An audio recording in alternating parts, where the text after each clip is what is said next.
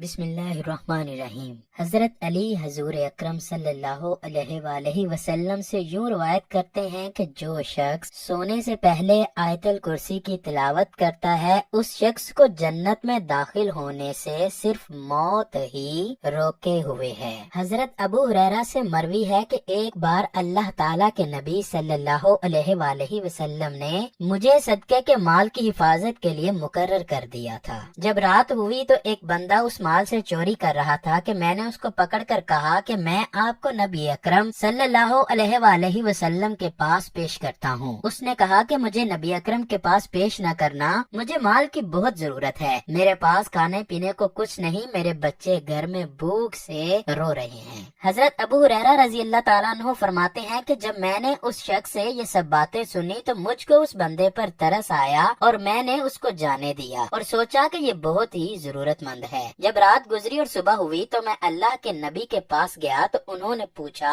اے ابو ہریرہ بتاؤ رات کو تیرے ساتھ کیا ماجرا پیش آیا؟ حضرت ابو ہریرہ فرماتے ہیں میں نے اس بندے کی سب باتیں نبی اکرم کو بتائیں اور فرمایا کہ اے اللہ کے نبی صلی اللہ علیہ وآلہ وسلم مجھے اس پر رحم آیا، میں نے اس کو اس لیے جانے دیا۔ نبی اکرم نے سب باتیں سنی اور فرمایا کہ ابو ہریرہ وہ بندہ تیرے سے جھوٹ بول کر چلا گیا ہے اور وہ دوبارہ پھر آئے گا۔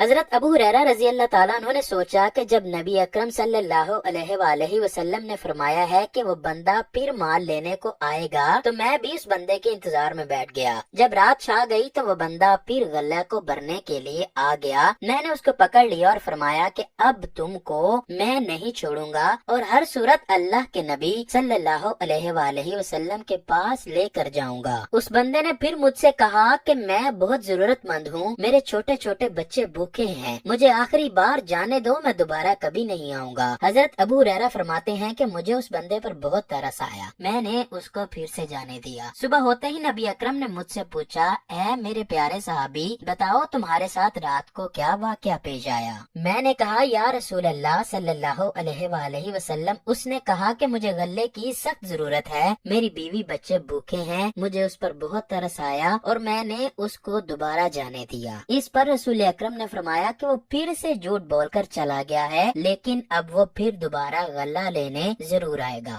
رات ہوئی تو میں حضور اکرم صلی اللہ علیہ وآلہ وسلم کے فرمان کی پیروی کرتے ہوئے اس کا انتظار کرنے لگا۔ جب وہ آیا تو اس نے غلہ بھرنا شروع کیا۔ میں نے اس کو پکڑ کر بولا کہ میں آج تمہیں اللہ کے نبی کے پاس لے کر جاؤں گا، یہ تیسری بار ایسا ہو رہا ہے کہ تم ہر بار کہہ کر چلے جاتے ہو کہ میں نہیں آؤں گا اور پھر سے دوبارہ آ جاتے ہو۔ اس بار اس بندے نے کہا کہ مجھے آخری بار جانے دو، میں آپ کو قرآن پاک کے ایسے الفاظ سکھا کر جاؤں گا جس کی تلاوت کر کے آپ خوب فائدہ حاصل کر سکو گے۔ حضرت ابو ہریرہ نے پوچھا وہ کون سے الفاظ ہیں؟ وہ چوری کرنے والا شخص کہنے لگا تم سونے سے پہلے مکمل آیت الکرسی کی تلاوت کر کے سو جایا کرو تو اللہ تعالیٰ تم پر ایک فرشتے کی ڈیوٹی لگا دے گا، فرشتہ تمہارے پاس شیطان کو نہیں آنے دے گا۔ حضرت ابو ہریرہ فرماتے ہیں میں نے اس بار بھی اس بندے کو جانے دیا اور صبح ہوتے ہی نبی اکرم صلی اللہ علیہ وآلہ وسلم کے پاس پہنچا۔ انہوں نے فرمایا اے میرے صحابی اپنے رات والے واقعے کے بارے میں بتاؤ۔ میں نے جواب دیا کہ اے اللہ کے رسول اس نے مجھ سے کہا کہ آخری بار جانے دو، میں تمہیں قرآن پاک کی ایسی آیت بتاؤں گا جس کی تلاوت کر کے تم خود فائدہ حاصل کر سکو گے۔ نبی اکرم صلی اللہ علیہ وآلہ وسلم نے فرمایا اس بار وہ بندہ سچ بول کر گیا ہے، واقعی یہ کلمات بہت زیادہ فائدہ پہنچانے والے ہیں، پر وہ بندہ خود جھوٹا تھا۔ نبی اکرم صلی اللہ علیہ وآلہ وسلم نے فرمایا اے ابو ہریرہ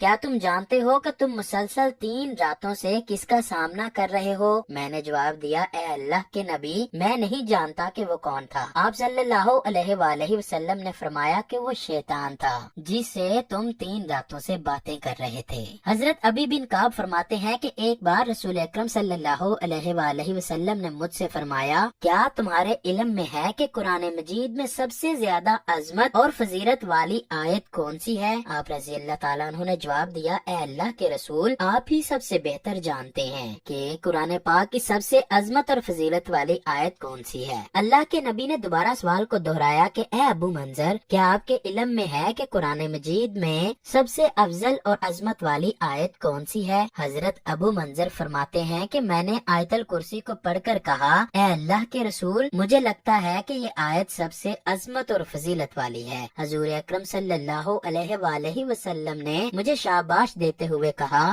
خدا کی قسم تم نے ٹھیک کہا ہے، اے میرے پیارے صحابی تمہیں علم مبارک ہو۔ امام احمد بن حنبل رحمۃ اللہ علیہ نے کچھ یوں لکھا ہے کہ حضرت اسما رضی اللہ تعالی عنہا سے مروی ہے کہ میں نے نبی اکرم صلی اللہ علیہ وآلہ وسلم کو یہ فرماتے ہوئے سنا ہے کہ آیت الکرسی میں اللہ تعالیٰ کا اسم اعظم ہے۔ اس سے مراد ہے کہ آیت الکرسی کی تلاوت جس نیت سے بھی کی جائے اس میں اللہ تعالیٰ کا اسم اعظم ہے، جس کی تلاوت کے بعد ہر دعا قبول ہو جاتی ہے۔ رواہ البخاری حضرت ایف بن عبد الکلائی فرماتے ہیں کہ کسی نے نبی اکرم صلی اللہ علیہ وآلہ وسلم سے سوال کیا، اے اللہ کے نبی، قرآن مجید میں سب سے افضل کون سی سورت ہے؟ آپ صلی اللہ علیہ وآلہ وسلم نے فرمایا کہ سورہ اخلاص۔ پھر اس نے پوچھا سب سے افضل آیت کون سی ہے؟ نبی اکرم نے جواب دیا آیت الکرسی۔ انہوں نے عرض کی، خدا کے رسول، آپ کو کون سی آیت پسند ہے جو آپ صلی اللہ علیہ وآلہ وسلم اور آپ کی امت کو تحفے میں دی جائے؟ تو اس پر نبی اکرم نے فرمایا کہ سورہ بقرہ کی آخری آیات، جو کہ اللہ تعالیٰ کے عرش کے نیچے اس کی رحمت کے خزانوں میں سے ہے، جو اللہ پاک نے اس امت کو نازل فرمائی ہے، وہ انسان کی دنیا آخرت سنوارنے کے لیے کافی ہے۔ حضرت امامہ رضی اللہ تعالیٰ عنہ سے مروی ہے کہ نبی اکرم صلی اللہ علیہ وآلہ وسلم نے فرمایا کہ جو بندہ فرض نماز ادا کر کے آیت الکرسی کی تلاوت کرتا ہے تو اس کو جنت میں جانے سے صرف اور صرف موت ہی روک سکتی ہے۔ یہی وجہ ہے کہ ہر فرض نماز کے بعد آیت الکرسی کی تلاوت کرنے کا حکم دیا گیا ہے، کیونکہ آیت الکرسی کی تلاوت کرنے والے اور جنت کے درمیان صرف اور صرف موت کی دوری ہے۔ اسی طرح جب کوئی انسان آیت الکرسی کی تلاوت کر کے سوئے گا تو وہ ساری رات شیطان کے شر سے محفوظ رہے گا۔ حضرت علی رضی اللہ تعالی عنہ نے فرمایا کہ نبی اکرم صلی اللہ علیہ وآلہ وسلم کا ارشاد ہے کہ جس گھر میں ایک بار آیت الکرسی کی تلاوت کی جائے تو وہ گھر 3 دن تک شیطان کے شر سے محفوظ کر دیا جاتا ہے اور 40 دن تک اس گھر پر جادو کا اثر نہیں رہتا۔ اسی طرح نبی اکرم صلی اللہ علیہ وآلہ وسلم کا ارشاد ہے کہ جو انسان گھر سے باہر جاتے وقت آیت الکرسی کی تلاوت کر کے گھر سے نکلتا ہے تو اللہ تعالیٰ 70,000 فرشتوں کو حکم دیتا ہے کہ اس بندے کے واپس گھر آنے تک اس کے لیے مغفرت کی دعا کرتے رہو۔ جب انسان گھر واپس آتے ہوئے آیت الکرسی کی تلاوت کرتا ہے تو اللہ تعالیٰ